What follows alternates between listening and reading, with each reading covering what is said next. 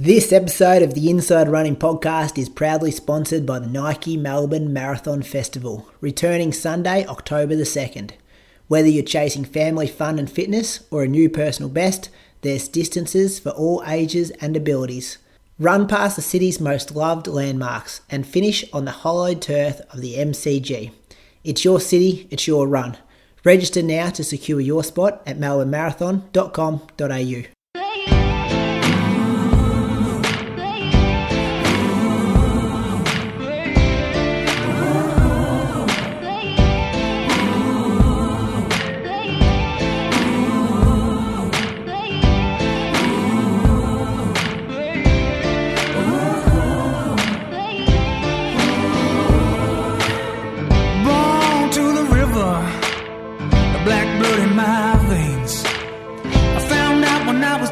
Child, your skin can bring you so much pain. Now I hear you say you got the best of both ways. Won't you come and take a walk in my shoes and tell me if you take my place? Over my skin. Welcome to episode number 252 of the Inside Running Podcast. Thank you for joining us for another week. Big show coming at you this week. This agenda for the weekly show is absolutely packed. We've got the Australian cross-country results, Lausanne Diamond League to talk about, got a few domestic races to talk about, and it feels like there were ultra trail races, 100K races, comrade races, all happening on the one weekend. So it's going to be an action-packed show. Hopefully have two special guests joining us throughout the episode as well, so that should be good. And we'll do most of the other things we do on this podcast each and every week. Welcome to my co-host, Bradley Croker, up in Canberra. How you going? Very well, thanks, Brady. Yourself? Yeah, going well. Thanks, Croaks, for a Monday night. Looking forward to talking running with you for the next hour and a bit. And my other co-host, Julian Spence, down in Anglesey. How you going? I'm not going great. I've had a rough 24 hours, to be honest, but I'm on the good side of a virus. So I'm back here. I didn't think I would make tonight, really, but since midday today, I've improved. Yeah, things you do for the show. And it is a big show. We've Ernie Old, a bit of a product review later on, a Melbourne Marathon segment this week kicking off as well. So we definitely needed you on board this week, so I'm glad you're here. I'm here. You've had a few viruses this year, haven't you? Food poisoning, gastros. Oh, mate. Old flus, COVIDs, that got you? Everyone warned me daycare would destroy the household. Oh, have you started? Yeah, okay. So Friday we had to pick Pia up from daycare because she got her eyes wiped a few times by the carers or the workers, and there's a rule that if you have to clear their eyes 3 times, they have to go home because she's got conjunctivitis and it's contagious. So that's the next one to appear. At the same time, I got this virus where I've just been on, seriously into the bathroom twice every half an hour, probably for a 20-hour period outside some sleep. And just dehydrated me, and it puts you in a really down energy mood. But I've got some food in today, which is good. It's good that you're part of the club, Moose, because I feel like this is how Brady and I were a couple of years ago while you were living the life over in St. Moritz and Boulder. And we're like, oh, yeah, wait till you have kids, Moose. Yeah. Here you are. I actually think back and think, how the hell did we do those things? They were the days. They were the days, weren't they, where you could just pick up and go, I'm going to Europe for 6 weeks. They certainly were. Well, boys, let's recap our weeks because we do have a special guest joining us in about 25 minutes. So, Croaks, I might throw to you first. Okay. Yep. So, hour on Monday, 4:13s. Then treadmill session on Tuesday afternoon after work.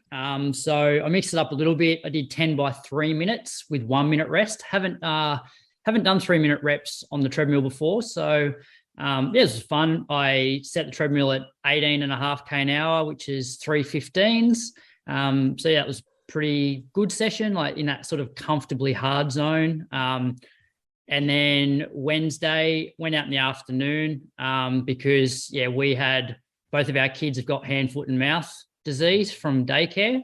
which What's meant that? that. Can you? I've heard a bit about this, but I don't know what it is. So they break out in like blisters all over their body, like their mouth, their hands, their feet. And so Collis got it on like Monday, and then Lily had it a couple of days later. So they weren't able to go to daycare for like a week. So hopefully they can go back starting tomorrow. So yeah, it hasn't been that much fun. Pretty common. You'll get that in a couple of weeks, Moose. Yeah, it's been through our household before. I reckon you just end daycare now.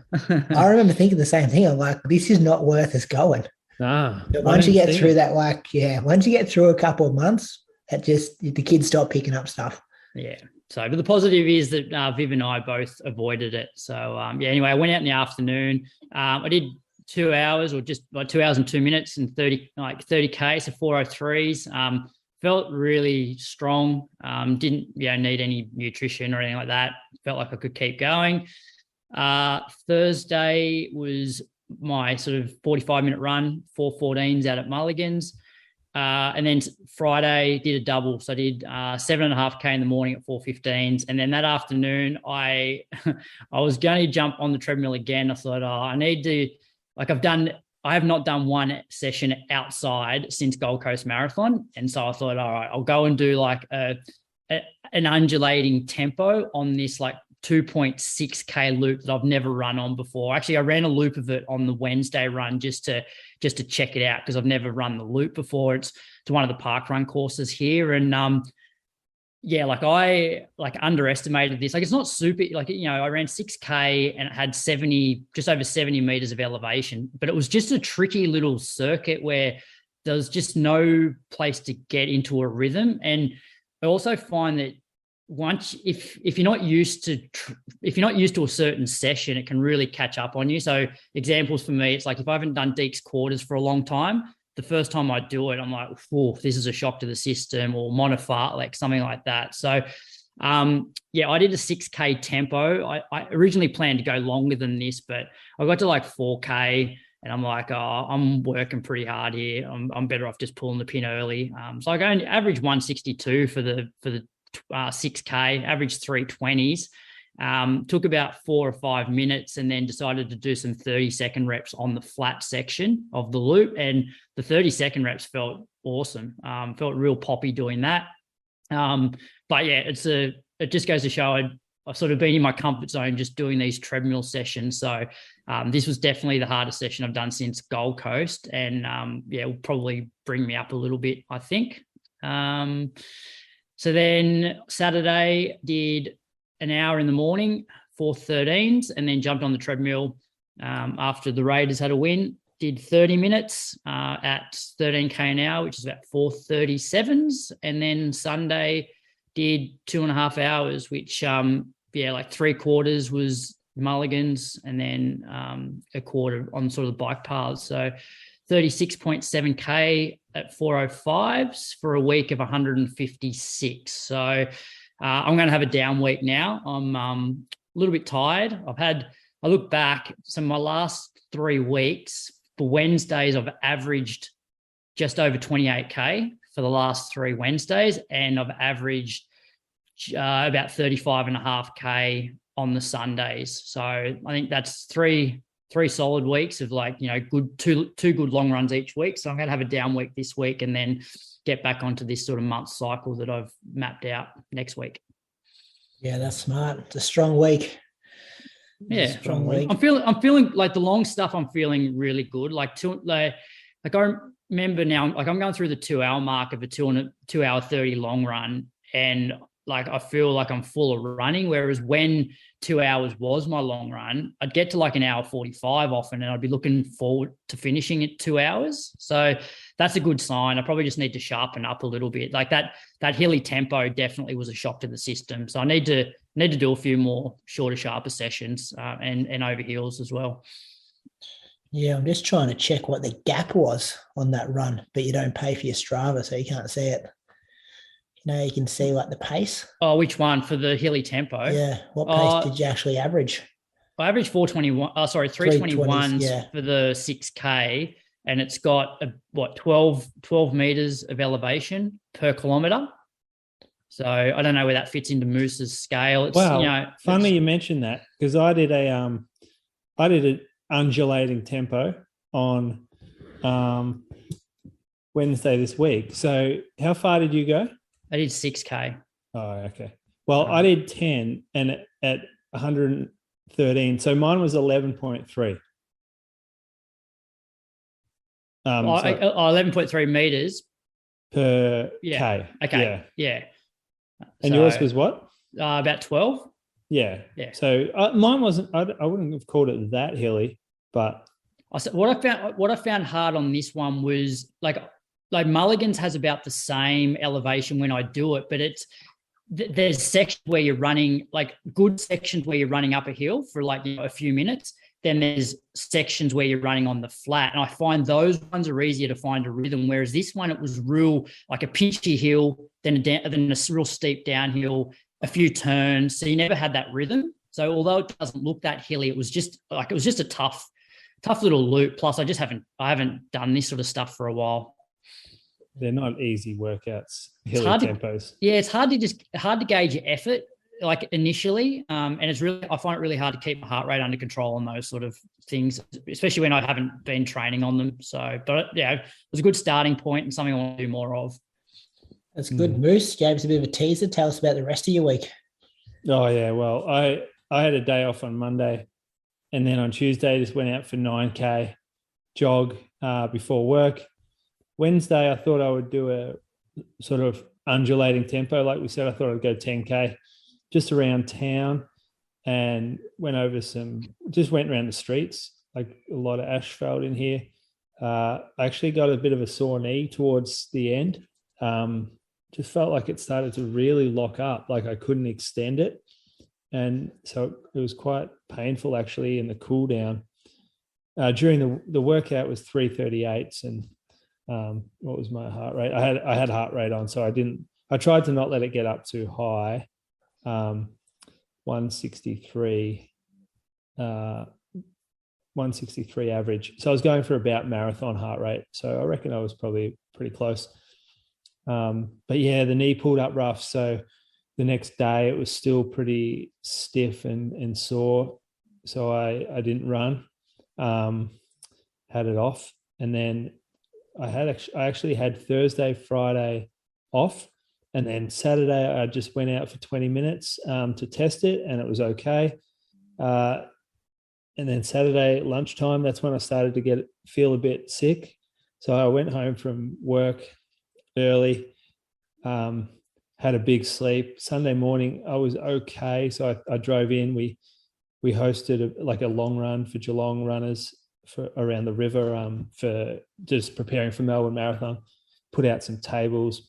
Morton, they actually provided some gels for the guys on course so people could practice, because Morton are a sponsor of Melbourne Marathon this year, and they're going to have gels on course. So I went out, got in there early, set the tables up, and then joined in for a lap. So it was a 10K lap and added a bit on. It felt okay, but then I got sick that afternoon, like proper sick, I reckon. And so I just didn't run today. So all up, maybe like 35K or something last week. Not great, but sometimes you get them. The knees on the improve, so I don't really mind too much. I think I'm going to skip Burnley next week. I don't think that's a good idea, which is a shame, but not a smart call. Not a smart idea. No, it would be dumb. It would be dumb. So yeah, that was not a great week, but let's build back. Yeah, on the better side of it now, hopefully. Yeah. You'll be right to build back. Yeah, that's good. How are the Cats looking though for Burnley? Pretty Still good. Strong, weren't they? Yeah. We're a distance team. So we're not going to. We're going to need some points before we get to the 10, because that's not great. That's not great hunting ground for the Cats. So we've got a few Melbourne Marathon runners actually who use this as a good hit out. So it sort of works in our favour. There'll be a bit of that going on, I think. Yeah, it always is. It's sort of perfectly timed. Yeah, I haven't ran it for, I think, 5 or 6 years. So I'm looking forward to getting there and seeing all you missed people. 2019. You missed the generous year. I did. That was when Hudson was due to be born, and I missed that one and didn't go. Hey, that's the one. You would have run 62 that day. Yeah, some fast times coming out of that day. Hopefully it's short again. Looking forward to running a nice. Well, it's not certified, is it? So you can't say it's a PB. I will though. I'll put it in my Instagram bio this Saturday. Yeah, got to get in the bio. No one's checking the bios, mate. Exactly. IAAF don't look at that, do they? Craig, something on you though before I move on to my week. Did you see the news that Japan is relaxing their or extending their like tourist numbers or something like that? I saw. Yeah, I haven't really looked into it. I saw the Patreon supporters are looking into it. Yeah, there's some good stuff coming in. I think no emails or anything. Didn't get anything sorted during the week. No, entries don't open till mid-September. Okay. Yeah. Okay. So there's no developments on that front for Fukuoka. No. All right, fellas. Monday, 60 minutes, 4:35s, 7K in the afternoon. Monday, 4:31s. Tuesday did 7 by a mile at 3:15K pace off 60 seconds slow jog. Archie did 5 by 1400, so he was there for most of the first 1400 of the 1600, and then jogged back with him, and then we did the next one together, which was nice to have some company for a training session. I've said it heaps of times, I just love that 3:15 pace. I just enjoy doing workouts at that pace. I feel like it's very similar to threshold feel or like 60-minute race pace when I'm fresh, but this is obviously early in the morning and tired, so yeah, I just love training at that pace on a Tuesday. It's a bit of one of my staples. Got out for an easy half an hour in the afternoon on the Tuesday. Wednesday, did an hour and 10 in the morning. Got a comment from you here, Croaks, on my Strava saying I was a few minutes short of my 2 hours for a Wednesday because I moved that to the Thursday. So it's easier for me because I work Wednesdays. I have to go super early if I want to do 2 hours, and I work from home on Thursday. So I did that on Thursday at 9:35, which is very late for me to be out running. But my mum came over to look after the 2 kids so I could duck out for 2 hours. Did 29K, average 4:07s. Got rolling towards the end, a couple of sub 4 minute Ks. So I was feeling pretty good. And just nice to be in the warmer weather. Like I just wore shorts and a singlet. I can't remember the last time I had just had a singlet on for a run, but definitely a bit warmer at 9:30 than it is 6:37 a.m. So quite enjoyed that run. Then got out for an hour and 10 minutes on Friday morning. The Moama Beach Boys is underwater, flooded. Bit of water's coming through the town at the moment. So got to keep an eye on that. All the houseboats and stuff have been pushed out. People have got to get on a boat to get to their boat at the moment. So got to watch that the next couple of weeks to see if the town's going to, if it's going to get over the levee banks and stuff. So that'd be quite interesting. So I noticed that on my Friday morning run. Friday afternoon, 35 minutes. And then Saturday, met up with past interviewee, Patreon supporter, Michael Marantelli, AFL boundary umpire, store gift stash owner, about 10, I think he's got of those things. He was in town. He had the week off the AFL, obviously. The whole AFL had the weekend off before they hit finals. So he was in town and we met up and we did 7 by 2 minutes, kind of hovering around 3 minute K pace, off a minute jog. It was good training with him. I don't think I've ever done a workout with Marantelli before. So raced him plenty of times, but it was good to actually do a training session with him. Did a bit of a longer cool down because I just, when people come to your town and you want to show them your local trails, do you guys get that feeling? No? Yes? Yeah, No. all the time. Same. But, so I'm like playing the warm up. I'm like, okay, I want to show him this area where we always warm up. But then the cool down, well, I end up taking him for like 6.7K just because I'm like, I'll show him this bit out here and show him this little track that I get to run on all the time. So, showed him that one. Got out for half an hour on. Sure, he was stoked with that. Yeah, I think he's like, why the hell is this cool down going for 28 minutes? That's what I think he was thinking. So Brady chasing miles, junk miles. Chasing miles for the week, which is why I got out for another 30 minutes in the afternoon, Croaks, at 4:28. And then 2.5 hours yesterday, Sunday morning. So this was 36.9K. We had Paddy Stowe in town, one of the river bats who's based in Albury. So he spent a bit of time in Moama and he came back for a physio conference. So he stayed in the little studio out the back of my place, and then he had to start at 5:30. So he did an hour, and then I met him at 6:30, and we did half an hour together. And then Glenn met us at 7 because he was just doing 2 hours, and then Archie met us at 7:30 because he was just doing 90 minutes. So It was one of those ones, when you're meeting someone, they're already an hour into a run, so they're already like warmed up and rolling. So like my first K with Paddy, I was struggling. And then we met Glenn and he's like straight into a 405K. And it didn't seem to bother Archie. I think it's a youth thing. He just jumped straight into a 405K. No worries at all. So it was good to spend some time with 4 boys or 3 boys throughout that long run. It meant just a lot of little loops though, like a little out and backs and stuff, just so we could be back at the meeting point for the next person to jump in. But same you, Croaks, 2.5 hours now is just, as you said, going through 2 hours, you're just like, yep, normal, still got half an hour to go. Just really trying to make that 2.5 hours like default. And we were rolling like average 4.7s, but it didn't feel like we were ever kind of pushing the pace or anything like that. So that was a week of 184K. Enjoyed being home. That's kind of like my last training week before I'm going to race Burnley half marathon, obviously, this week. And then I'm going to have 7 to 10 days pretty light before I start building for Valencia. So, looking forward to putting a close on this season on Sunday, and booked my flights and accommodation to Valencia, during the week, and everything's kind of rolling there. So looking forward to getting on the road. Who are you flying with? Qatar Airlines. Oh, Qatar. Yeah, stop at Doha. When do you head over? What day do you leave? Going to leave the Sunday before, so I'll arrive in Spain on the Monday, about Monday lunchtime, which would give me 5-6 nights before the race, which I think will be enough. It usually takes me 2 or 3 nights to get on their time zone, and then come straight home. I think fly out of Madrid on the Monday at lunchtime to get home Tuesday night Melbourne time, and then back to work on the Wednesday.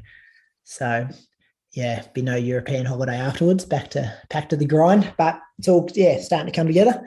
Hey, Brady, I got a question. Like, you basically like roll 5 double days a week, like week in, week out, and like I was thinking about it because like I'm pretty like I probably max out at 2 to 3, and because I reckon if I was to do 5 doubles a week in, week out, I'd get to the point where I'd like actually not enjoy running.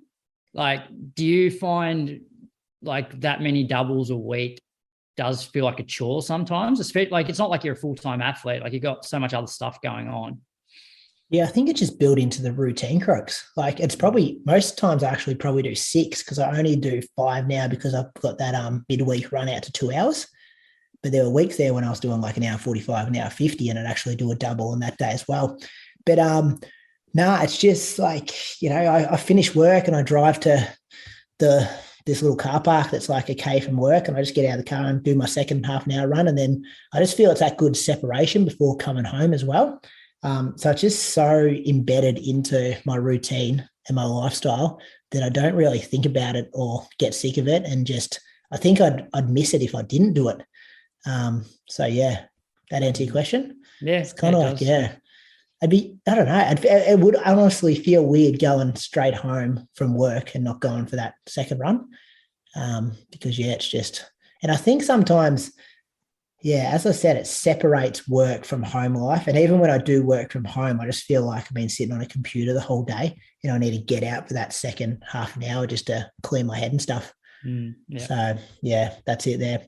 Anyway, should we quickly thank some Patreon supporters? We'll go through this and then we'll quickly go on to the Australian Cross Country Champs, because then hopefully we might have someone that was at that race ready to go. Kick us off, Brad. Kate, all girls tonight, all women.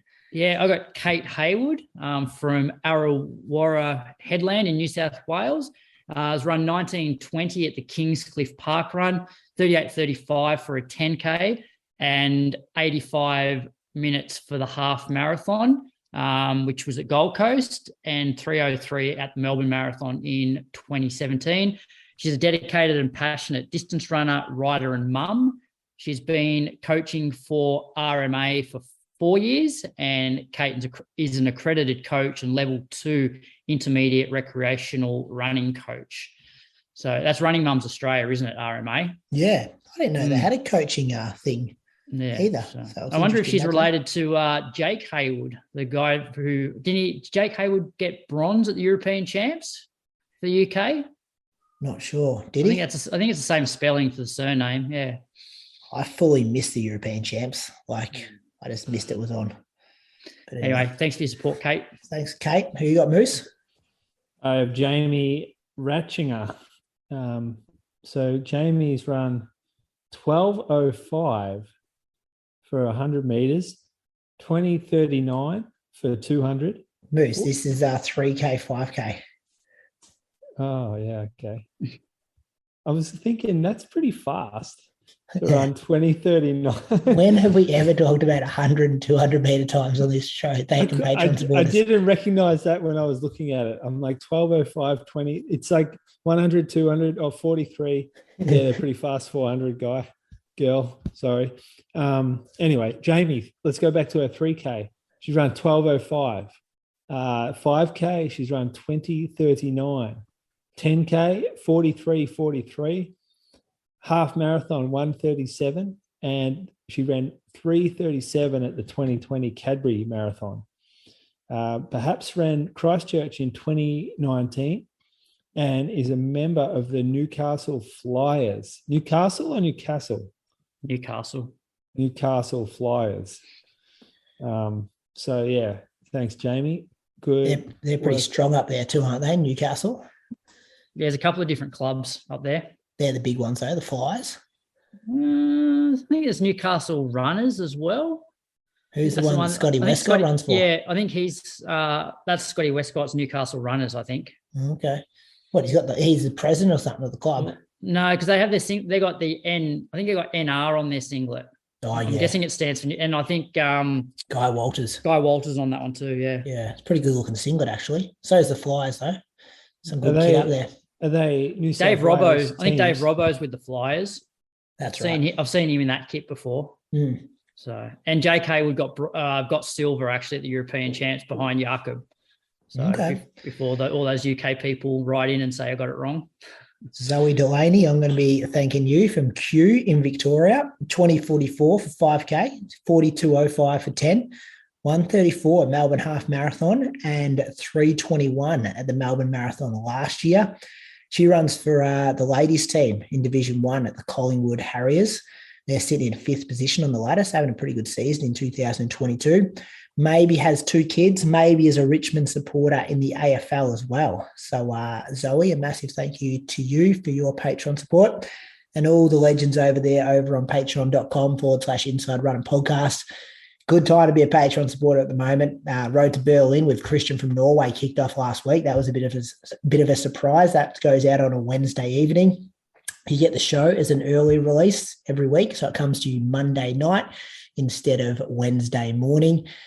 Some friends of the show coming up. I'm interviewing Ali Pashley tomorrow morning, so some people will get access to that on Patreon, and about 120 other bonus episodes over the years on there as well. So heaps of running content if that's what you want, and it's a good way to support independent running content like us here at the Inside Running Podcast. Anything else to say there, boys, before we move on to the Australian Cross Country Champs? Why should anyone join Patreon? Well, I actually enjoyed the listen the other day that you with Christian. He's so good, isn't he? It was something else. It was something else. He didn't say that in the interview, though, did he? No, he held himself back a few times, I reckon. How good's his knowledge about like the years D. Costello was there, and he just pulls out facts. I've enjoyed learning about Norway. How to go, wouldn't it? The access to the tracks over there and how they have to pay, X amount of percentage tax. And I'm excited for the big fella too. I reckon he's going to have a good race at Berlin. I like that he keeps learning as well. He admitted that, and we commented on this, maybe a bit behind his back that, during his track season, he's doing these like super quick sessions, probably running them a bit too hard. And then obviously didn't race that well on the track. So he's aware of his past mistakes and always tries to improve on them. Yeah, and it's a fascinating way of training. I just enjoy listening to a different way to train because we're very similar over here in Australia, so it's a bit different to that as well. So that's going to be a 7-week series, and I'm looking to have some guests come and join us on that panel as we go. A few other potential people who may be doing Berlin, or it's just some people who can pop up and ask Christian some questions. You boys will be asked to host a few weeks leading in as well. So look forward to hearing you guys on the mic as well. The Nike Melbourne Marathon Festival returns Sunday, October 2nd. Australia's largest running festival will see athletes of all ages, abilities, and experience levels taking part in 6 distances, each finishing with a lap of the iconic MCG. Events include the Nike Melbourne Marathon, Nike Wheelchair Marathon, Nike Half Marathon, Sri Lankan Airlines 10km run, 180 Nutrition 5km run, and the 3km walk. Whether you're embarking on your first marathon, looking to smash a personal best, or are simply chasing family fun, there's a place for everyone at the start line. Register now to secure your spot at melbournemarathon.com.au. Anyway, boys, running news. The big story of the week here in Australia was the Australian Cross Country Championships. They happened in Adelaide. It looked super, super muddy over there. Croaks, do you want to read through the men's results? And then I might just do some work in the background here to see if we can get a guest from the men's race into the show. So do you want to quickly read through the results for me? Yeah, so in the men's, Seth O'Donnell from Victoria, he won in 32.19. Riley Cox was second from South Australia in 32.33, and Ed Goddard, New South Wales, was third in 32.35. So from, I guess, our tipping competition, there probably weren't too many people that would have picked Seth to win, but he's had a great season and is obviously one to watch over the next few months and years. He's definitely on the rise. Folks, remember last week I picked him? I said, watch out for Seth. We were saying off air, like, the good thing about cross country is, like, there wouldn't be too many years where an Australian cross country championship, well, especially not in the last 20 years, has been run in conditions like that. And it probably does, it makes it a bit more unpredictable. Whereas if that was on a dead flat, super fast course, then maybe the results may have been different, but it definitely opens up for some upsets, which it was a good run from Seth.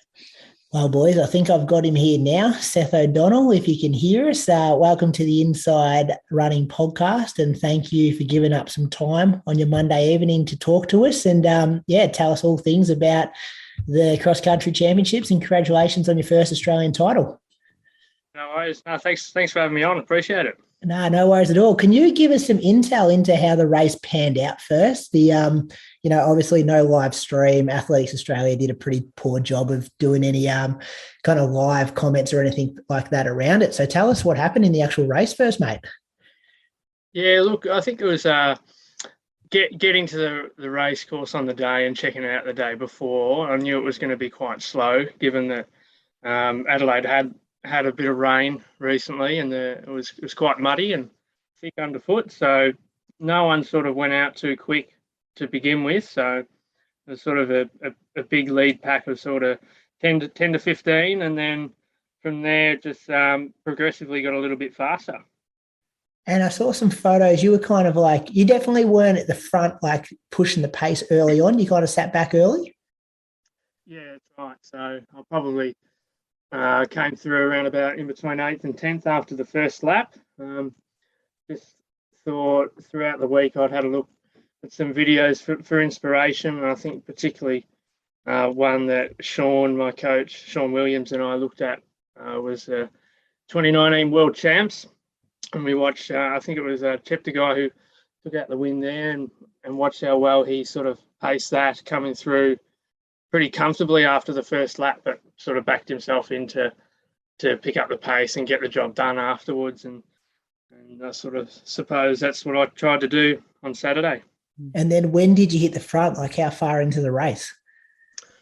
Probably around about start of the third lap or midway through the third lap. I was just sort of slowly but surely increasing the pace and the effort, and just sort of taking note of how the other boys around me were feeling, and then trying to use that to my advantage to make a call on when I should go. So around about it would have been about 6 to 6.5 Ks in, I reckon, at that stage. And broke them. Yeah. And then could you enjoy the last couple of Ks when you were out in front, or you kind of were just pushing all the way through the line? No, not at all. So I'm big on not looking back. So I'm never quite sure where I am in the pack. So I knew there was a couple of different boys that were chasing me. So I thought probably the third of the fifth lap, it was mainly Goddard who was pushing me, but then Liam Adams made a late charge as well. So I thought I started to feel pretty confident when I got to 6Ks in, but I wasn't sure I was going to win it really till the last 100 metres or so.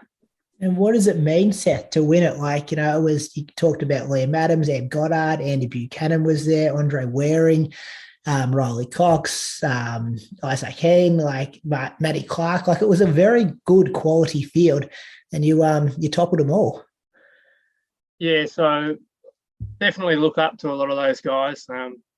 Obviously, Andy's the king of cross country, and also I've got a lot of admiration for how Liam Adams goes about it. So take a lot of pride in taking up to the big guys, but I think more so internally, setting themselves the goal. I went there with the intention to win, and I was able to do it. So I think that was probably the most satisfaction that I can take out of it in terms of,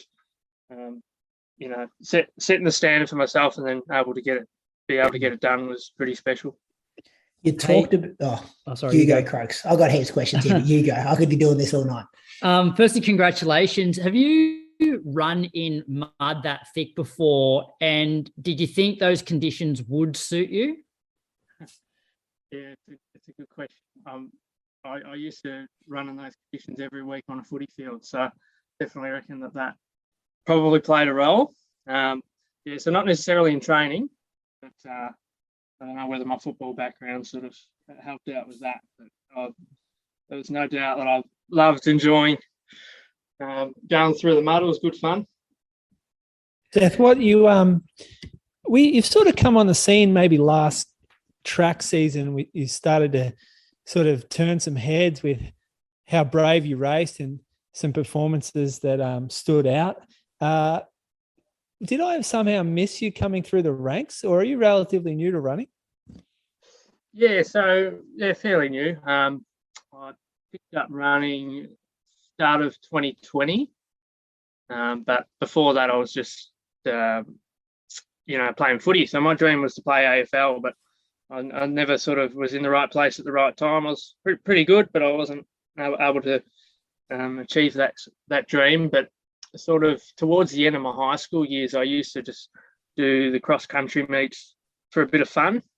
And so I definitely had a bit of talent there, but I never really put too much effort into training for it. I was mainly sort of just focused on training with my footy, and the fitness from that sort of carried over to some good cross country performances when I was at high school.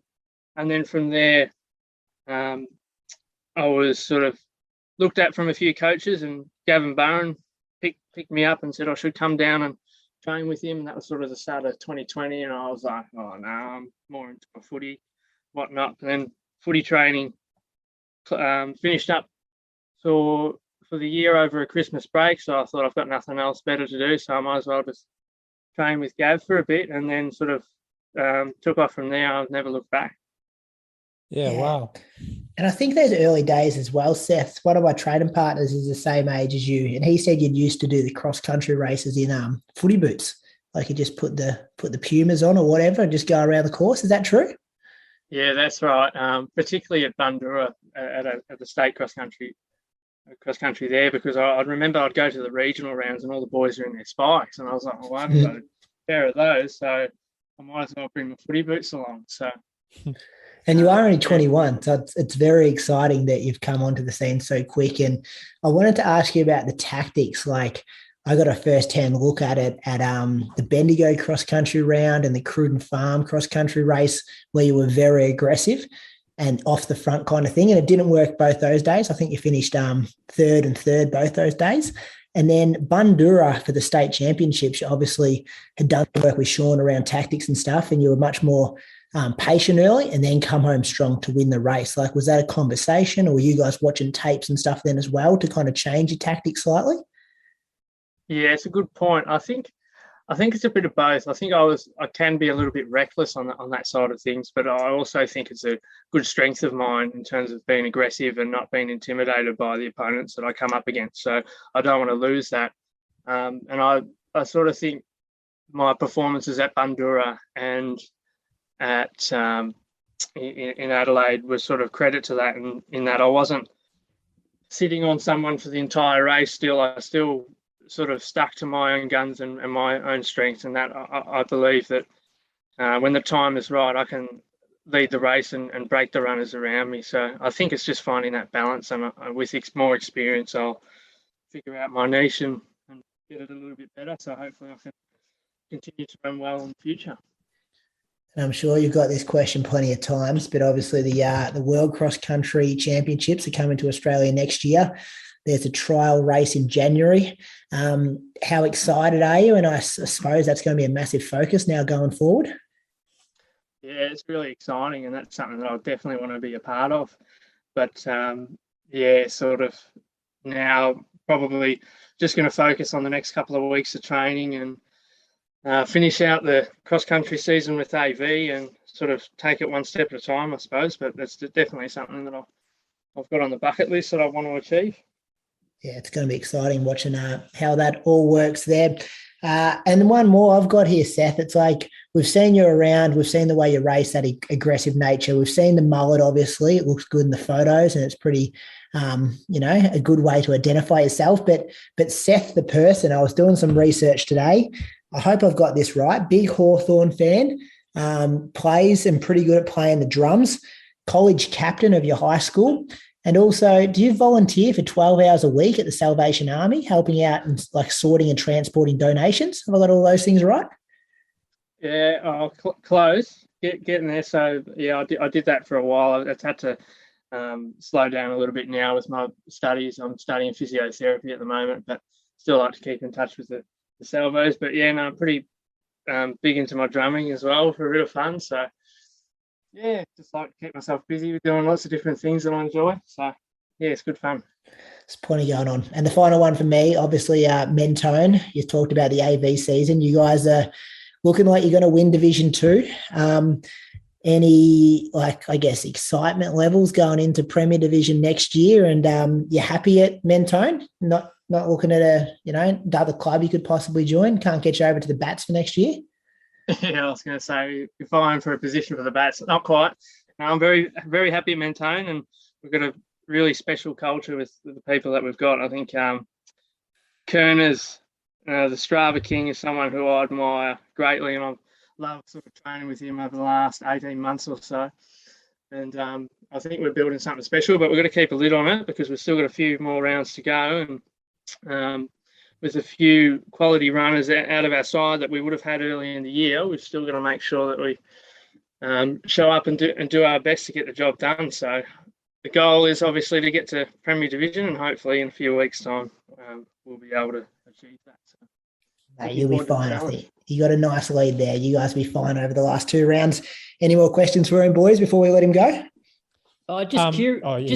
Just curious how you came to be coached by Sean Williams and how long that's been and sort of what mileage do you do each week? Yeah, it's a good question. So it was actually through some footy contacts. I've done a bit of work with the footy academy, and the boss of that put me in contact with Sean, and yeah, so the rest is sort of history there. So very grateful for the opportunity that I was given through that, and really loving my time with Sean. And yeah, so mileage is probably on the higher side. I think that's something that works for me. So yeah. So 100 miles, 160 a week? I don't know. It changes from week to week, period to period. So yeah, I don't know. I couldn't really put a number on it exactly, but yeah. Yeah, I know Sean likes his mileage. He's had some good success over the years. Yeah. So really happy with Sean. So it's going well at the moment. And Moose? Yeah, Seth, the transition from footy to running, you've done so well.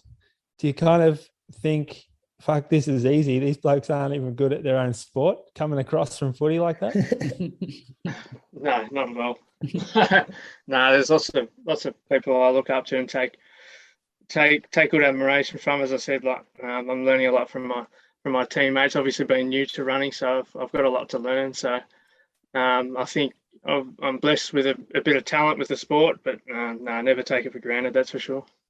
Well, we got to consider you've come from starting running mid-2020 to national cross-country champion in the Open. It's crazy, isn't it? In 2 years. Like, that's unheard of. Surely that's unheard of. I was sharing the story, Seth. Me and you raced near each other at Lardner Park last year.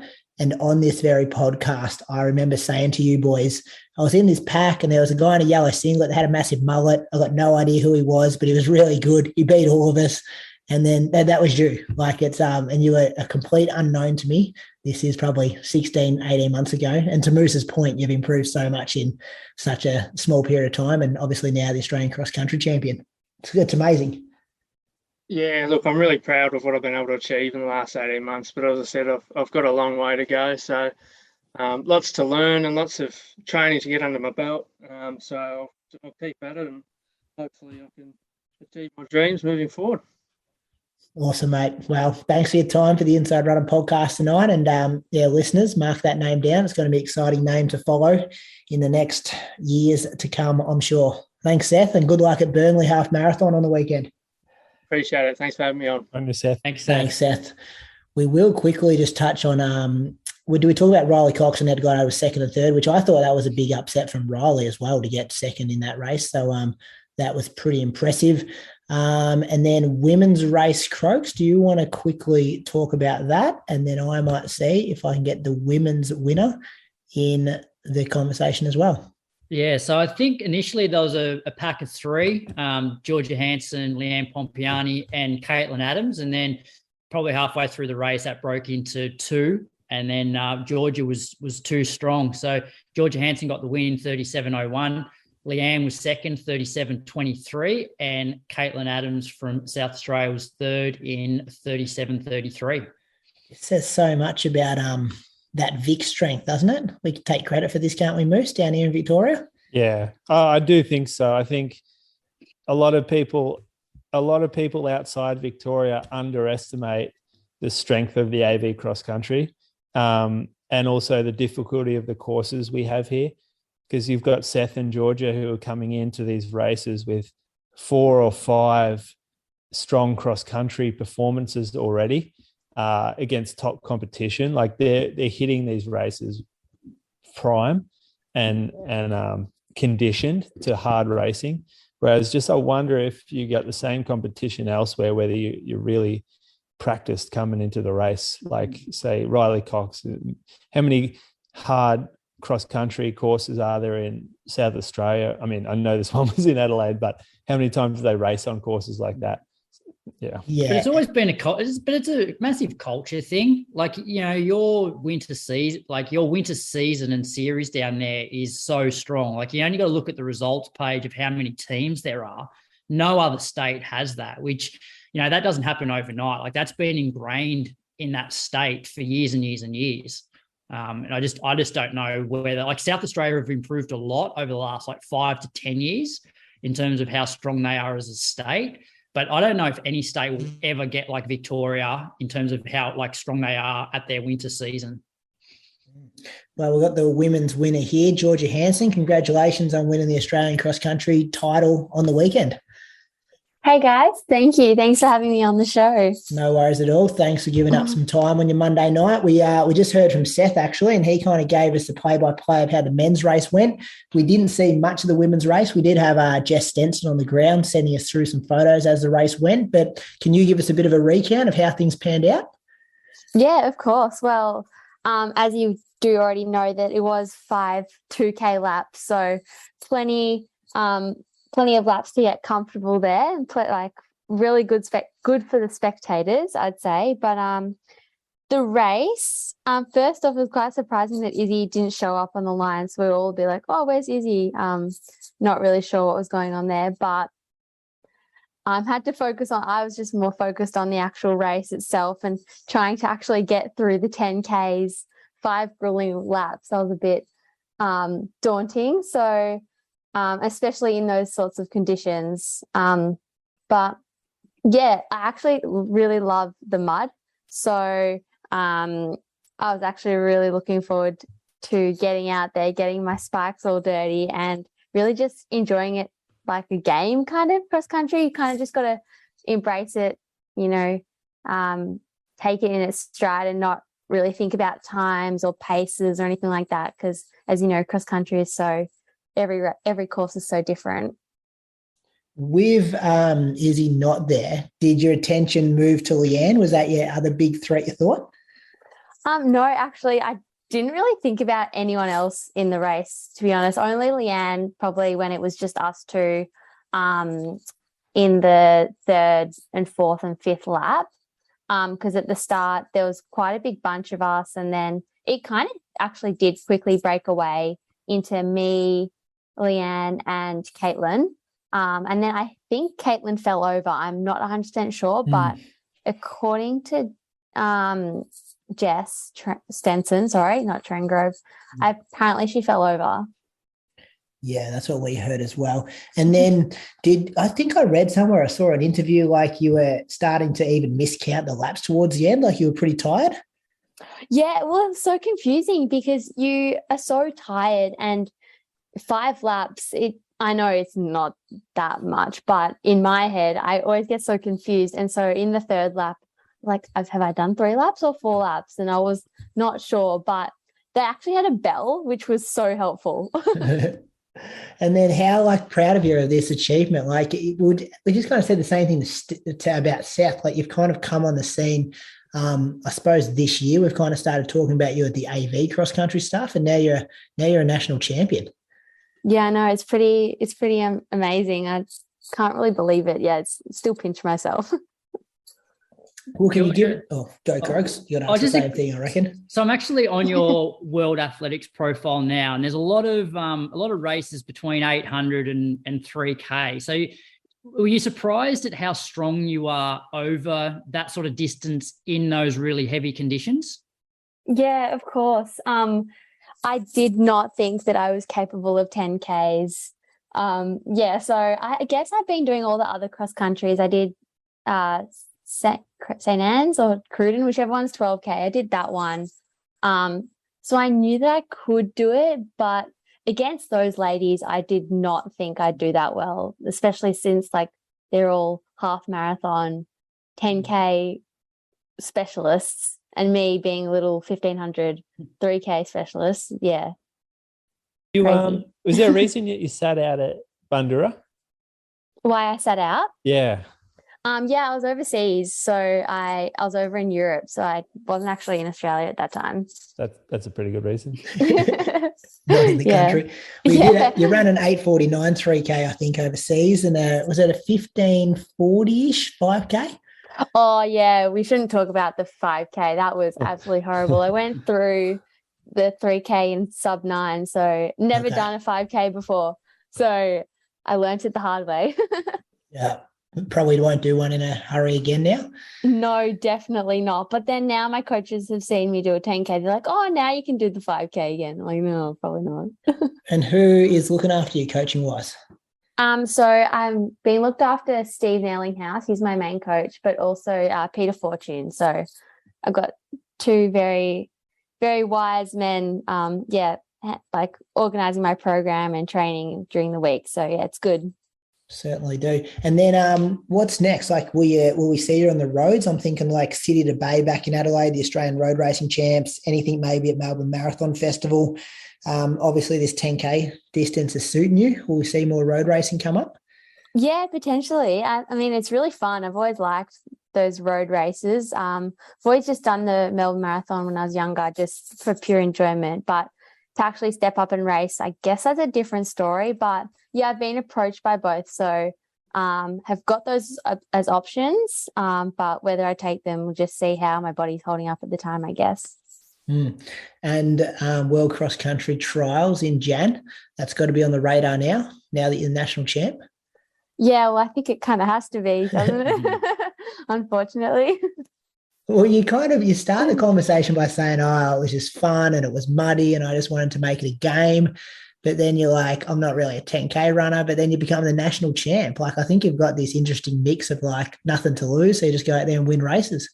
Yeah, pretty much. I think just not having much in my, on my resume at the moment, it kind of does give me that opportunity to just really try to prove it to myself. That's the main thing. I do lack a bit of confidence sometimes when it comes to races. So definitely the weekend was a huge confidence booster, and it gives me more, like, makes me really excited for what's to come in the future. So yeah, regardless of what distance it is. Can you just summarize, like, what have the last 4 or 5 years looked like for you? I know after that Bendigo result, I remember talking to Nathan Pearce, and I'm like, oh, Georgia Hansen's running well. And he's like, she's really underrated. Like, people should know more about her. But, like, have you been at college or injured, or what's been the story the last 3 or 4 years? Well, I went to World Unis in 2019, but I got injured just before I left. So I made the final, but I came last in the final. And then I came back and had to do the whole cortisone rehab. But then I guess for the past 2 years, I've just been putting in a really, really good base of training. And I think that's really paying dividends now when I start to come do more races, especially now, like post-COVID, and actually being able to travel and go and do races overseas. It's something I've always wanted to do.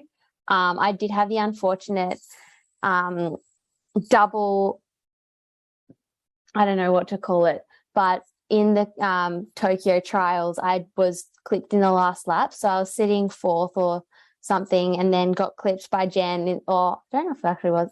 Jen said it was her, but I don't know.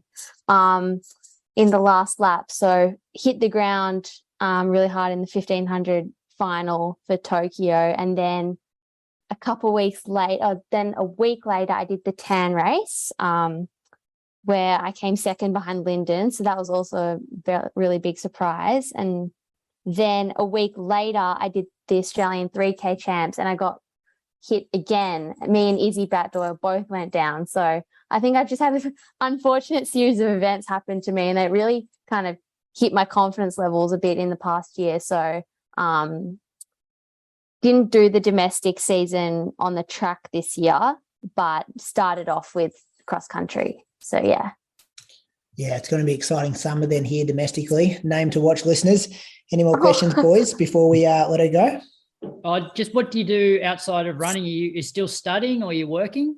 Yeah, I'm working now. So I work at Deloitte, which is a big one of the big four accounting firms. So currently working there and doing my CA to become a fully qualified, they say, professional accountant. So yeah. Oh, same as you, Croaks is a qualified accountant. Well, no. So I just did the undergrad bit. I didn't go and do my CPA or CA. That was the next step, but I just couldn't be bothered putting in that amount of work. Yeah, I know it's a bit laborious, but it works well with running because it means I can have the downtime, and especially now work from home, I can fit everything in, and it's not a really taxing on my body job. Just playing with numbers. Moose, any more questions? No, that was my question actually. What do you do? But what footy team do you barrack for, Georgia? We asked Seth. I go for the Cats. Good. Good. Is that good? Is that not? It's very good. Oh, glad to hear. Thanks, Julian. Actually, I got one more for you, Georgia. That overseas trip, that was your, other than racing like World Unis, that was your first sort of experience running on the international circuit. And what were you happy with how it went, and like what were you trying to get out of that trip? Yeah, so I was actually really happy with that trip. It was mainly an experience trip. I was meant to go to Flagstaff, Arizona in 2020, but then COVID happened, so I never got to go. So I've always wanted to go and do either an altitude or race overseas. So I kind of took it half holiday, half racing, which I'm not sure if you're meant to do it that way. But I went over with Claudia Carter, who's Stewie's girlfriend, and we just went and did some races over there. So it was such a good experience, and definitely makes me want to do more races and training blocks over there and take them a bit more seriously. Very good. Well, Georgia, thanks for your time for the Inside Run podcast. We appreciate you giving up a bit of time on your Monday evening, and well done again. Hopefully that result sinks in soon and you can, celebrate it. Thanks, guys. Thanks for having me. Thanks, Georgia. Thanks, Georgia. All right, boys, talk about some more running news. Croaks, Luzerne Diamond League, some big Australian performances there. Lucerne. Is that how I thought it was Lausanne. What did I say? Lucerne. You both said it the same. Well, that's what I thought. Wouldn't be trusting my pronunciation anyway. Well, I've got a story about this. I was very, very disappointed with Fox Sports. So, I tuned, pre-recorded it like I always do. Knew it was going to be on at like 4 a.m. to 6 a.m. And Saturday was my birthday. So I thought, beautiful. I will get up. Viv will make me a coffee. I'll be able to sit on the couch and watch the Diamond League. We turn it on. And then there's women's golf. I'm like, okay, must be the end of the women's golf. We'll just fast forward 5 minutes, 10 minutes, 15 minutes, 20 minutes, get into like 50 minutes, and it's still women's golf. And so the athletics came on an hour into the recording. By that stage, I'd missed the 1500, missed the women's 3K. So the only thing that I watched that I wanted to, I didn't even really want to watch it, but it was the men's 3K steeple. So I missed all the races that I wanted to watch. So no, but there's something in that though, because I went on to my dad's Foxtel account and it had like an hour like replay of it, and the women's 3K and the men's 1500 weren't in the hour recap. Yeah, I know, because they just basically replayed what they got through the feed, which was, the golf. Because the golf was for the first hour. So when the golf went longer, they weren't hitting record on the actual meet. Yeah. So it was very disappointing. Yeah, so I haven't seen any footage. So I haven't seen these races, but I was delighted to see that Stewie had run 3:30.18 to finish third behind Jakob and was it Kipsang? Yeah, he tried to go Kipsang in the straight. There wasn't much between them. I thought you rarely see Stewie take people with like 40, 50 metres to go, but he was trying to take Kipsang. So it's great to see that Stewie's back. Ollie Hoare wasn't his greatest run. He ran 3:37.41 to finish 12th. But I think we talk about this every year that post the major championships, it's always a bit hit and miss for athletes, like trying to get themselves up after, they've maybe medalled at a championship. Like Jakob obviously has medalled at multiple championships and can still get himself up. But individual athletes, I guess, react a little bit different in the latter stage of the season. So he obviously Ollie's been injured though. I think he's had a little niggle. Yeah, I did hear on his podcast that he was getting treatment for ITB, I think. So anyway, the race was won in 3:29.05, which, is a world lead. Yeah. So that's men's 15, yep. But this is the second fastest of all time, right? Stewie McSween. So he's second fastest and third fastest because I think Ollie ran slightly. Ollie ran slightly faster at Com Games. Yeah, so that's an epic turnaround, isn't it? Yeah. Oh yeah, epic turnaround. He was running in the 340s at the start of the season. Like 347, I reckon. Yeah. Yeah. But then he got a bit of a yo-yo, wasn't it? Like he was on the climb and then got a bit sick and was down and then come back up again. Must have been hard for him to watch Com Games. 3:30.12, Ollie Hoare. Yeah. What did he run? 3:30.18. Yeah, so Ollie's just got that second fastest time. But he's back, which is awesome to see. And it's not a bad time to be coming back. Like Diamond League final will be coming up soon. There'll be a couple more Diamond League races. You think just cash in a bit, Stewie, at the end of the season here, where a few guys are tired and he's peaking. Mm-hmm. Yep. We had another Aussie in the women's 3K, Jess Hull. She finished 11th in 8:41.52. And so the Diamond League now, we've got Brussels next week, which I believe Stewie is doing the 5K at Brussels. I saw something on his Instagram maybe. Christian was telling me too that Brett Robertson's doing the hour. They got an hour race there. Okay. Which that would be interesting. Imagine running an hour in spikes. I guess it'll be after the Aussie record. I think Deeks got the Aussie record for the hour track race. It's 20K. It's 20K and 600 meters or something. Oh, Farah did it last year, didn't he? Didn't he break a European record? It's a weird event. Yeah. It's on in 4 days. Someone did it, wore the wrong shoes. Sondre Moen, maybe. Oh, yeah. Sondre Moen wore Vaporflies and it was canned. That's right. Yeah. Yep. Yeah. I haven't got the there's a concert on afterwards, after the 800s. They haven't got fields out yet. But that'd be something to talk about next week. Because, yeah, that's wrapping up. A couple left there. I wonder if they do the stuff in the street again. Remember last year, the Diamond League final, they had the track out in the streets. Yeah, I hope not. I think we spoke about it. I wasn't a massive fan of that. Yeah.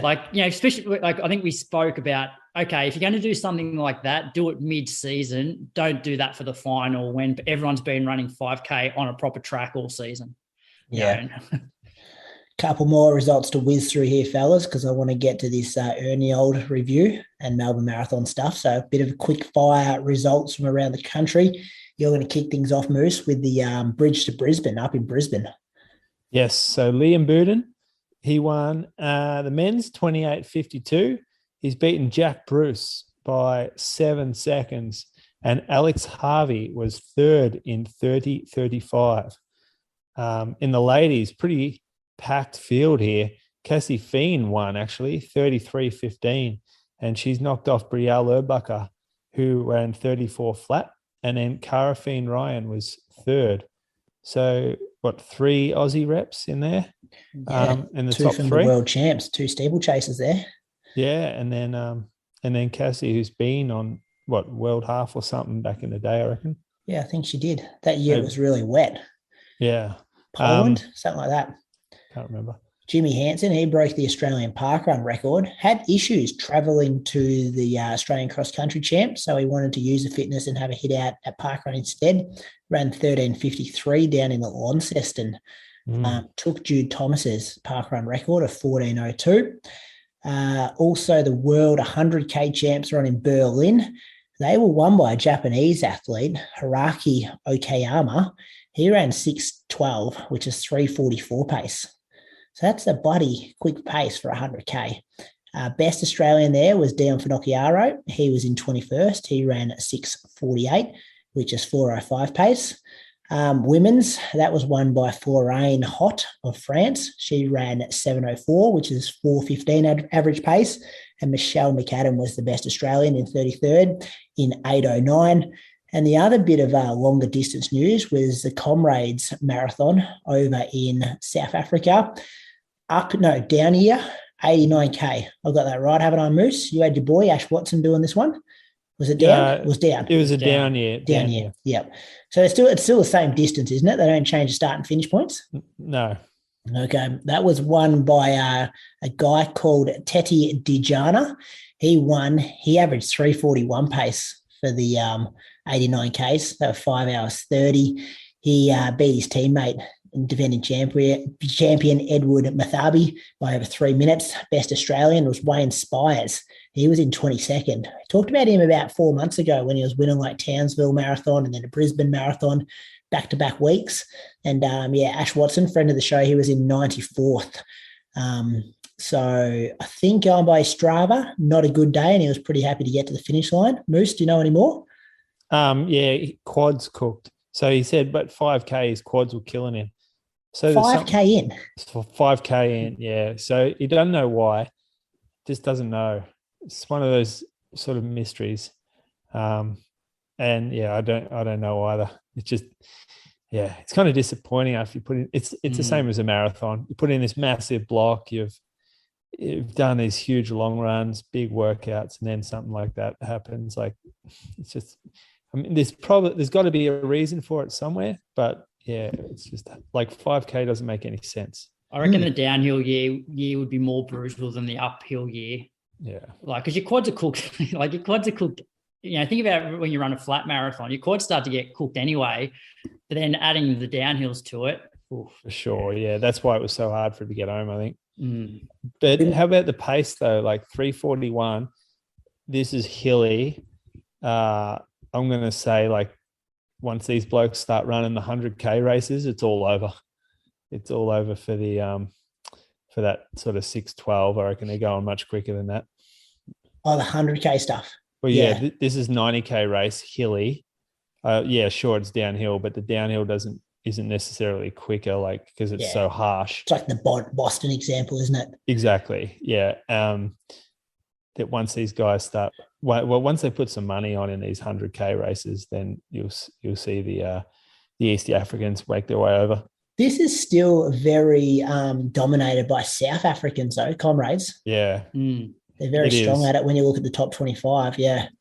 I think this guy was a security guard, the guy who won. Sleeps like 2 hours a night, they were saying. It's quite interesting. How's the history of this race? I know we've banged on about it before, but Croaks, we've got to get you there one year. This is your bread and butter, I reckon. When I read, like last week, I'm like, I've mentioned it a couple of times that, in terms of if there's an ultra that I want to do, it's this one. But then you read Watto's Strava and you're like, maybe not. You blow up in a marathon at 30K, you've got 12K of battling to the finish line. You blow up in this at 30K, which is quite possible. You got 60K together. 60K to get through on busted quads and hurt ego. What gets me is when I think I'm going all right, doing like 35K from a long run, and then you check all these uploads on Strava and you're like, oh, geez, like, these guys are going fast and for way longer. Yeah. Women's race, though, Croaks, did you see this? Read this out for me because of some tricky names. That's why I've given it to you. Yeah, so Russia's Alexandra Morozova, she won the women's event, but there was some controversy. So the organisers tried to prevent her from competing at the last minute, but after a legal challenge, she was allowed to race and she won in 6:17.46, which is 4:13 per kilometre. But she'll have to return to the court in November to see if she will receive her prize money or not. So I'm not sure the history there. Is it something to do with doping? No, because she's Russian. Oh, right. Yeah, the IAAF are putting a ban on Russian athletes competing in events. Okay. And then, there you go. So that's it there. And Moose, the last bit, UTMB. This was all over social media on the weekend. I must admit, I don't know a lot about it, but they do a fantastic job of the publicity about it. I see Molly Seidel, like her sponsors had her there. Like the brands see the value here. And so the brands got a lot of people over, a lot of exposure, a lot of video, that kind of stuff. And it's like the Super Bowl of ultra marathoning. We'll call it that. And I mean, the king, the superstar won, Julian. He won 14 years after first winning it. Jim Walmsley led. He was the American who sort of wins Western States and he's quite fast on the flatter stuff. So he was ahead by 20 minutes at one point, but ended up coming fourth. Journet broke his own course record. Oh, no, he broke someone else's course record. 1949 he ran. So he broke Pau Capel's course record from 2019. It's this guy, we make fun of trail running. This guy is legitimate superstar. The way he goes uphill, downhill, and goes long and on technical stuff. Genuine superstar Michael Jordan of trail running world. That's how good he is. And I don't care that he can't run that fast over a road marathon. Doesn't matter. This is a different sport and he's that good at it. Not just running, Moose, like mountaineering. It doesn't he have like the fastest time up and back Everest or something? Like, he's climbed Everest but doing it at speed. So he went up the Matterhorn. Is it the Matterhorn in? Oh, it's one of them where he starts in the town and he runs basically up to the top of this mountain and back, and it's insane, the footage. This is one event that does not appeal to me though. 170 kilometers and over 10,000 meters of vert. Just like mulligans, just like a few laps and a few extra Ks of mulligans, mate. The climbs go for like 2 hours. Like they're literally climbing up a mountain, and you get start, and 2 hours later you're still on the same climb. And you can be like, at one point I read a little thing, Julian, I think it was at like the 130K mark, he was feeling shit, so he was about to pull out. Someone came past him and apologized, for passing him. And so he decided to run with him for a little bit. And then all of a sudden they'd both passed Walmsley, and all of a sudden he's won it in a course record. So it's crazy. I mean, you're out there for 20 hours. Yeah. Look at all the shit that can happen in 20. You can have a bad 3-hour patch and still come back. You're very right. It's a different sport to what we talk about each and every week on here. Yep. Like hats off to them. And it's kind of fun to talk about something that's still running, but not like so far from what we know. We should go and watch a crazy one day. I mean, it's a long day, but going and watching something like this is pretty cool. They seem to do a really good job at the finish line atmosphere and stuff. They like people staying out there forever just to cheer in everyone that comes in. Because though these guys are doing it in, 20 hours, like I'm sure there's people doing it in, but what's the cutoff be? 60, 80 hours? Don't know. No idea. Yeah. Could be people still out there. Yeah. Now, the American lady, Katie Scheid, won the women's race by an hour 6. She won in 23 hours 15. So that's like 24 hours of running nearly. Anyway, yeah, that's UTMB. And that's the week of running news. Should we review some gears, boys? Some gear? You ready to do this? I haven't done a gear review in a while. It's been shoes a bit. But thanks to Ernie Nold, we're going to be reviewing their long sleeve and their short sleeve top. Moose, you stock these in store, don't you? There's a good story behind this brand, which we'll get to in a second. But maybe tell us a bit more about the product first that you've got hanging on the walls in there. Yeah, well, we were looking for an apparel brand for our store. We currently have Nike and Patagonia and Solomon, but we wanted local brand. We wanted something that's a little bit sort of different from your generic running brand. And when I say generic running brand, I mean like a big brand. Like we wanted a smaller brand who makes something that looks a bit different. And Ernie Old, like I first saw the Melbourne singlets for Melbourne Marathon last year. It was they had like a specific singlet made up, and they were everywhere. And I thought, what is this? What is this Melbourne singlet? Like it looks really cool. I like how they've nailed the local thing. And then sort of looked them up. I'm like, okay, made in Melbourne. That's pretty epic. And then someone sort of said, yeah, they're from Bendigo, these two fellas. So I actually, they were stocking them at the Clifton Hill store. My mate Chris owns that. So I called him. I said, hey, what's the go here? He goes, yeah, it's really like great product, really easy to deal with, no brainer. And so we thought, yep, let's call. And I mean, this is the best thing about it is you just literally, I just messaged one of them and they said, yeah, cool. And we basically it doesn't feel businessy at all. It's just so small scale, these guys, but like they have product that holds their own against the big brands. Didn't you, sorry to interrupt, but didn't you make them come down and do a long run because you wanted to check out their personality first? Not really, but it was good to meet them in person. I wasn't going to judge them on that. But geez, they slid in well to the long run. Good banter straight up. Hurt themselves on it. Like, I don't think they were that used to the hills, and maybe like weren't entirely fit at the time. And a couple of the long runs were pretty tough. So they both did really well out there. And yeah, like we like it. They visit the coast a bit. So Zave and Simon, they come on in the long runs when they're down. And yeah, always good value. Yeah, and they are Bendigo boys originally, but I think they've both been in Melbourne for a long time now. So they do have those Bendigo connections because the brand, Ernie Old, is actually a street in Bendigo where the two boys used to meet up when they were kids, I think, like teenagers. When they used to go for runs together, they would meet on this street, which I don't know if they lived on this street. It was in between both their houses, and they'd go for jogs together from this street, which is why they named the brand that. And a fun fact, the Bats actually run down that street on the Sunday long run loop. So it's still getting a bit of running action down there. What did you think of the running tee and the running long sleeve, though? Been spending some time in it. Did you guys get one of each? That's what I got in my mailbox. Correct. I got one of each. Yep. So yep. What year singlet did you get? Singlet? you I didn't get a singlet. You bastard. I got a singlet with the You got a year on it. singlet? Yeah. Oh, why, boys, would you send this bloke the singlet, not Moose Knight? I got 2004 Bonita. Oh, yeah, cool.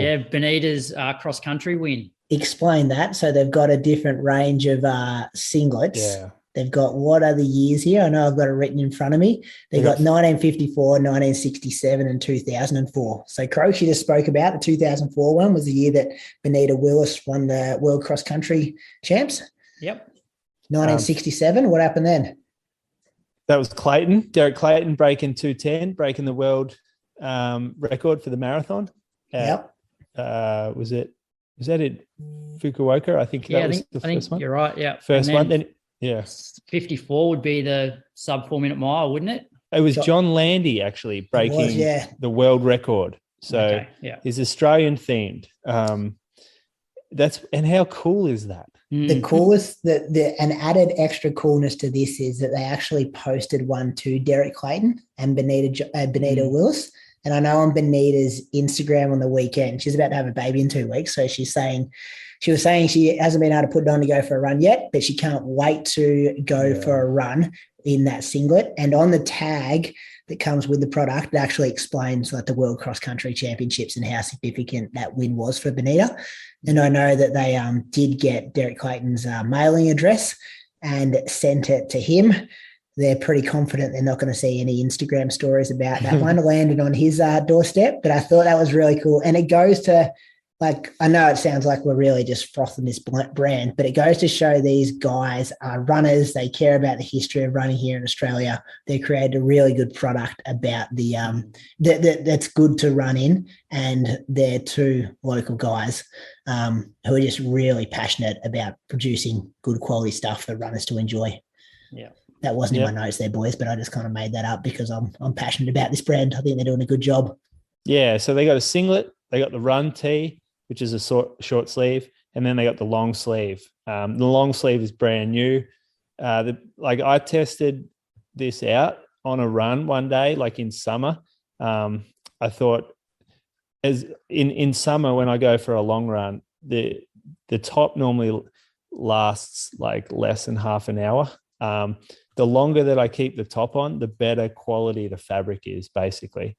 So if I have a top on for a decent amount of time, it means that it's comfortable. It's not too heavy. It's not sticking to me when I get too sweaty. And I reckon I got through 3/4 of this long run wearing the singlet. And to me, that was the pass mark. In that, like, this is a top that I would wear to race in. And I'm pretty picky about my apparel. So I was very happy with how it performed in the heat. I haven't run in the long sleeve yet. Oh, I did a warm up in the long sleeve the other day, and I bought them a little bigger because I wanted them loose. Well, I ordered them bigger because I wanted looser. And I really like the cut. Like, I like a kind of baggier cut in my long sleeves. And this cut suits me perfectly. So I'm 181 centimeters, 70 kilos odd, and I went for a large. I know Jimmy, big fella at work, he went extra large. I think he's probably like 6'4", maybe, big at 90 kgs. He's an extra large. And yeah, so anything less than that will be a medium and a small. You boys would have got the small, all right? Yeah, I got the small, and fits good on the small and everything. And that's a standard small. You can feel like good quality material too. Like, it feels good in the body. Yeah, isn't it? Italian fabric. Ah, yeah, that would make sense then, wouldn't it? Mm-hmm. So they bring it over. They bring it over from Italy and then make it here. Yeah. So that's pretty, like, I mean, it's not a lot of stuff made locally anymore. Yeah, you can feel the quality the minute you put it on. They do the Bendigo bat singlets too, Moose. You would have seen the Bendigo ones. They're very rare. Can't get those. Can't buy those off their websites. But they're good supporters of the Bendigo bats as well. Yep. What else do we need to say about it? It's all high end. It's all high quality, ethically made with a focus on sustainability. All garments are made with high performance fabric, carefully sourced from Italy, which we spoke about. And constantly engaging with our local and nationwide runners through running events and pop-ups. So that's why they're sponsoring this episode of the show, because they want to be involved in the running community. As I said before, two wonderful fellas behind this brand, Australian made, Australian owned. If you're looking for running apparel, I'd highly recommend Ernie Old. You can find it at selected running companies, Clifton Hill and Geelong, up there at Athletics, and available online. So I'm just on their website now. Geez, I've just spotted a picture of bloody Zach and Newman on their homepage. Oh, you seen this? They got him as a model. model. What, they mustn't have a very big budget for their... Is that Amy Robertson as well? Yeah, I reckon they're paying Amy Robertson all the money, and then just ask Zach to come along for some photos. Yeah. So there you go. Some local runners as their models as well. So massive thanks to Ernie Old for sending us some product to review on the Inside Running podcast. Moose on the Loose, purchase of the week. Well, Moose on the Loose, just wondering, I know it was expensive, but there's a lot of money in Perth. Surely we could have got a Western Australian team coming over to the Australian champs cross country. Do they have no one in the men's or women's open races? Oh, they didn't have a team. Well, I didn't see that. I didn't. Well, perhaps they did, but no one that I saw finished. No, I don't think so. I thought they could have got a team up over there. They were pretty, they got some good runners. And then AA, they captioned one of their photos or one of their titles of I think it's one of their social media posts says, in a performance that required more grit than talent, talking about Seth and George's wins. I thought, that's a bit harsh, really. Is that legit what they said? Yeah, no, it said in a run that required more grit than talent. I thought that's stiff. These are two pretty young, talented athletes right here.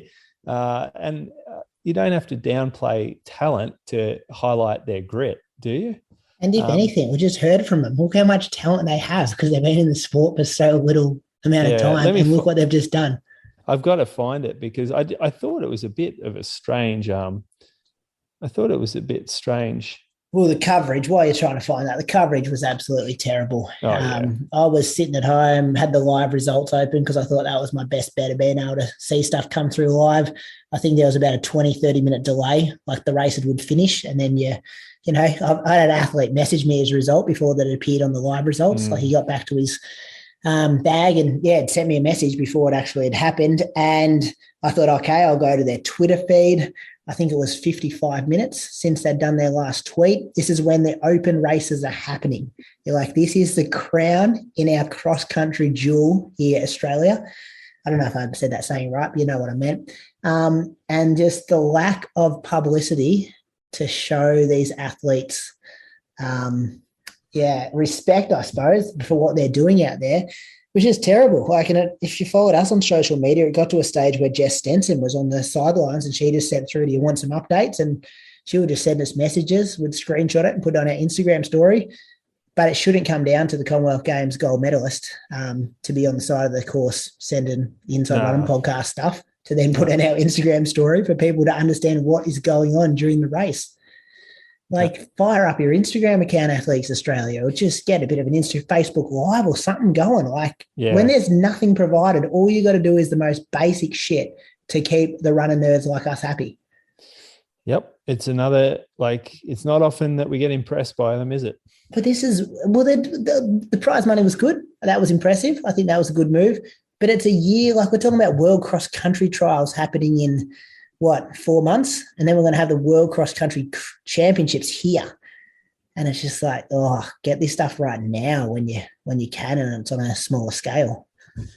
Anyway, good takeover. Anyway, the caption was Seth and Georgia have delivered gutsy wins over 10K at Oakbank to clinch national titles, reigning supreme on a challenging course that demanded more grit than talent. So it didn't demand talent, this course. That's disappointing. It's a weird thing to write. It's just a weird way to put it. It is. Well, what about the preview? Was it Brady? You're close to Andy Buchanan. Did Andy comment on they wrote here that Andy Buchanan would be a popular pick for the unofficial title, Australia's nicest athlete. Oh, that's but as far as official titles go, he's a 2-time Australian cross-country champion, and he's chasing number 3 this weekend in South Australia. mate. I'll tell you how nice this bloke is. Let me show you some of the screenshots he sent me. He's a nice guy. It's just a weird thing to write, though, isn't it? Yeah.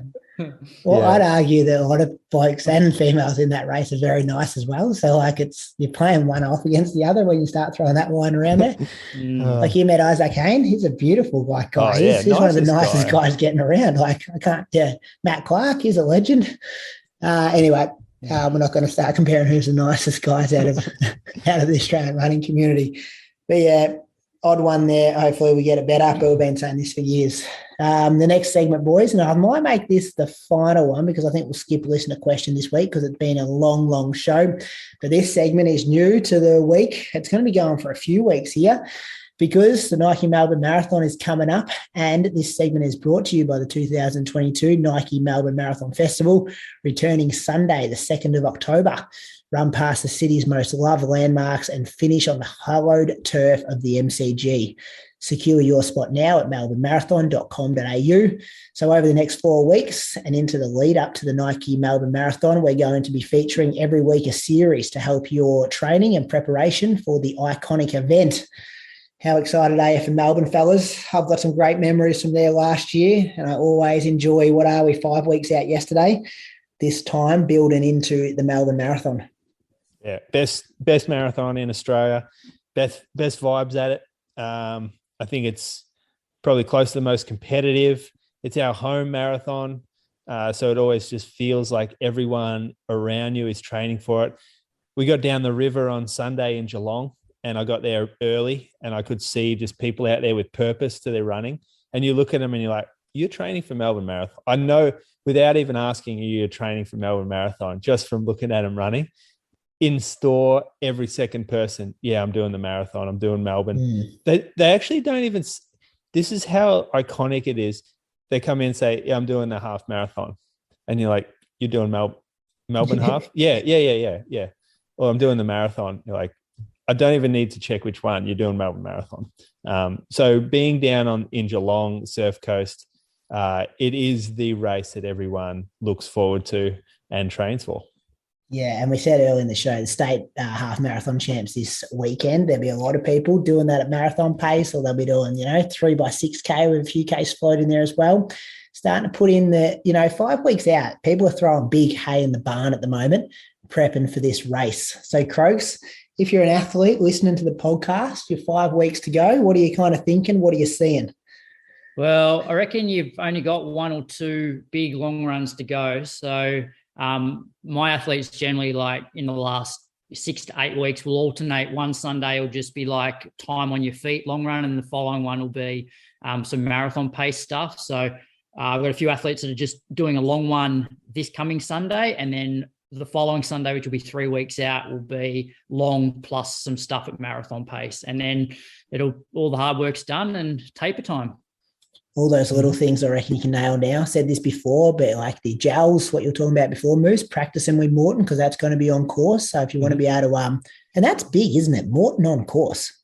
Yeah, it is a big deal. They're not cheap, Morton. They're a premium product, but to be able to get them on course at whichever market, I think I'm going to say I should look this up. But yeah, you've got to start practicing if you want to use that. And that's so handy, running with like 2 less gels in your pockets. No one likes running with gels. And so if you can pick them out on course, then that's even better. That's the one thing I'm liking about Melbourne over the last couple of years is they're really building to make this like a pretty iconic event. Nike have signed on for multiple years, having Morton as a sponsor, BMW involved, Sri Lankan Airlines. So they've surrounded themselves by some really good sponsors now, which obviously sponsors bring money, which helps put on a bigger and better event.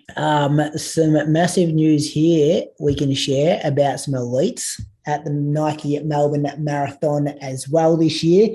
I'll start off in the half because the half marathon is looking really strong, particularly the women's half marathon, because they got Commonwealth Games marathon gold medalist Jessica Stenson signed on.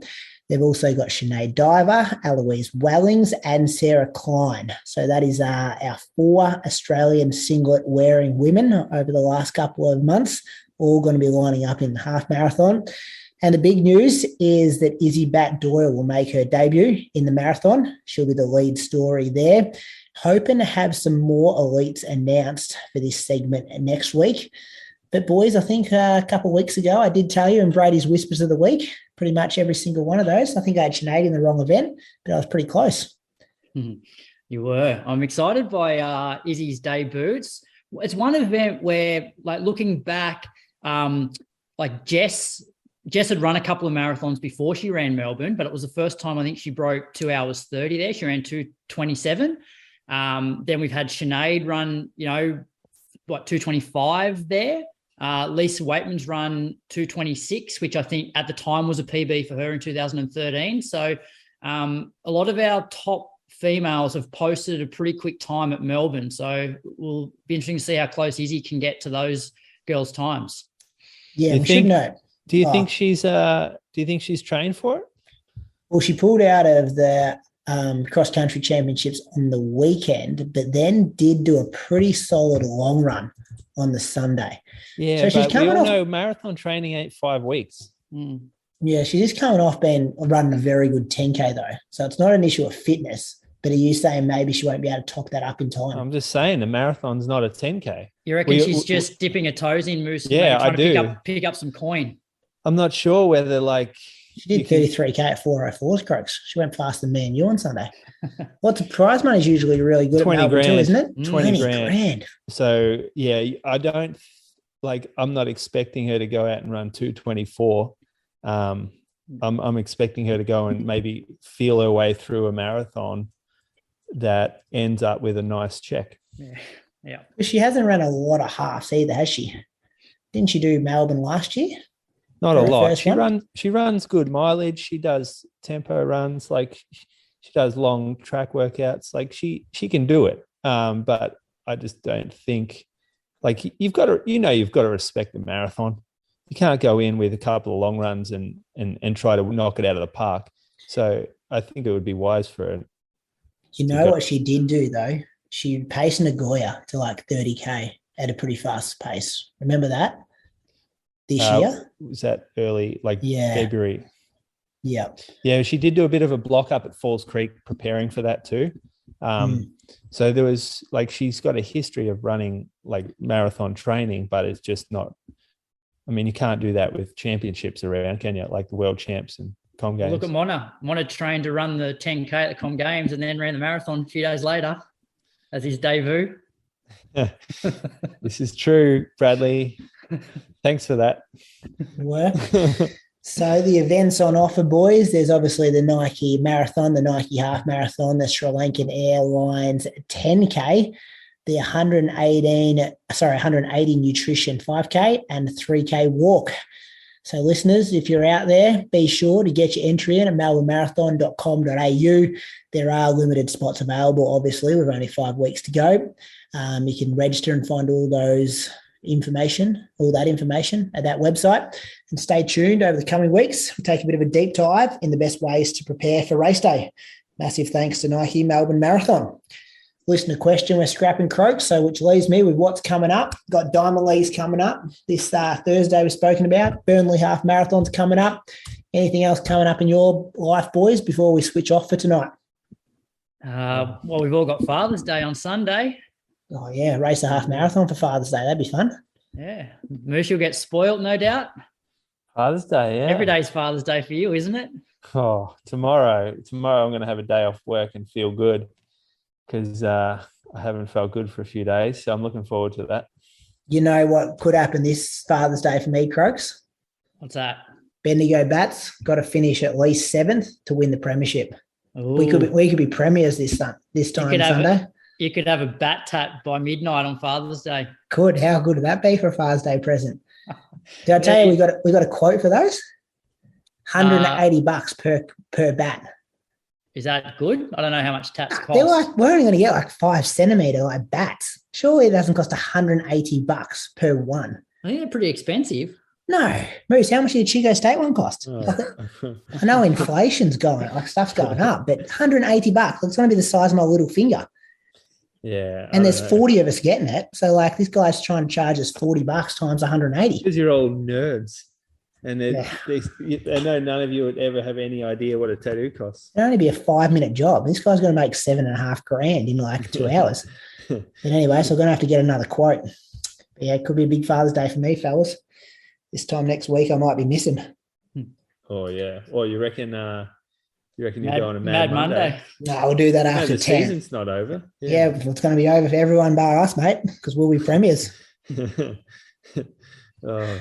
No, I was playing that for after. I hope you get DQ'd somehow.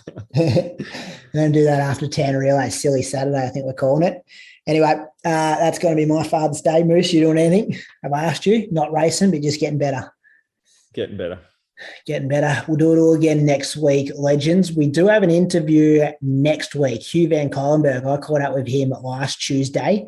I was going to put it on this episode, but the episode's going to go for way too long if I put that on there because we have heard from Seth and Georgia. So that will be on next week's episode. It is on Patreon now if you want to get on an early release. So, yeah, a long chat, form. Brady. I enjoyed that. I Listen listened to it, it on my Wednesday run last week. Geez, I was nervous before that one, Croaks. He's like, I'm a big fan of his work, and to talk to him for like 70 minutes, I was absolutely cacking myself. Those guys are great to interview because they know how to talk. They do a lot of it, and I really enjoyed it. And thanks to all the Patreon supporters who did write in with their comments about that interview. Read all of them, and it's very heartwarming to see those comments. So that was good. Right, that's episode 252 done. Do it all again next week, boys. See ya. Bye, boys. See ya. Join the Nike Melbourne Marathon Festival as it returns on Sunday, the 2nd of October. Watch the city come alive with a distance for everyone, all finishing on the hallowed turf of Melbourne's iconic MCG. Their world-class network of experts are ready and raring to help participants through every step of their training journey. From veteran Spartans to building athletes, nothing unites the running community like this iconic event. It's your city, it's your run. Register now to secure your spot at melbournemarathon.com.au.